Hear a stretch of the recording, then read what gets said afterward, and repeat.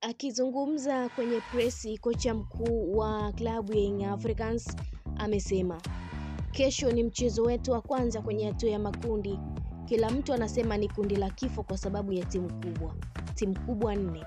Lakini kama unataka kuwa bingwa lazima ushindane na mabingwa. FAR wana timu nzuri ambayo ina wachezaji bora. Sisi tuna timu bora sana ambayo ina muunganiko mzuri pia. Tukipata hamasa ya kutosha kutoka kwa mashabiki basi tutakuwa na mchezo bora zaidi. Nafahamu wapinzani wetu wamejipanga sana eneo la kiungo.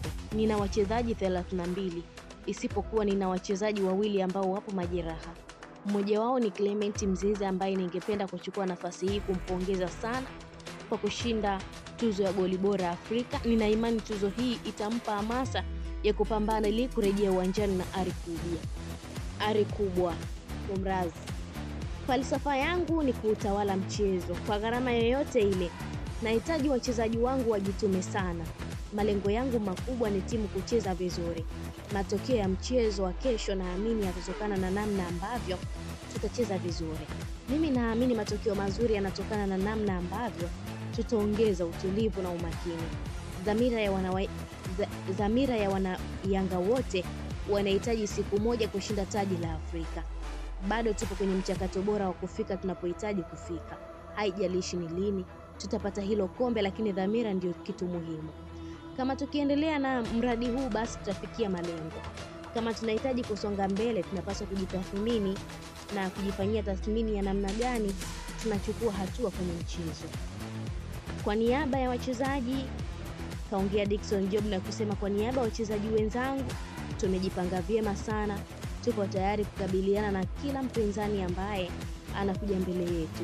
Tuna imani na matarajio makubwa kuhakikisha tunapata alama 3 muhimu kesho. Tumekuwa na mechi kadhaa za kimataifa ambazo tumecheza katika uwanja huu wa New Amani Complex. Wanayanga wamejaa kila kona ya nchi yetu. Kila tunapoenda lazima tupate hamasa ya kutosha kwa mashabiki, na tuna imani kwa hamasa yao kesho itatusaidia kufanya vizuri uwanjani. Ni presi hiyo ambapo walikutana kuzungumza kuhusiana na mchezo wa kesho, ambapo mchezo huo utachezwa majira ya saa 10 kamili jioni New Amani Complex Zanzibar, tarehe 22 mwezi wa 11 2025, ambapo Young Africans itamkaribisha AC FAR katika mchezo huo. Young Africans ni mwenyeji wa mchezo huo wa kesho. Endelea kutufuatilia na LTV, pia usisahau kulike, kushare, kucomment pamoja na kusubscribe channel yetu ili uendelee kufurahia taarifa zetu mbalimbali kutokea ndani na nje ya mipaka ya Tanzania. Mimi ni Lizo Sport, hadi wakati mwingine, bye bye.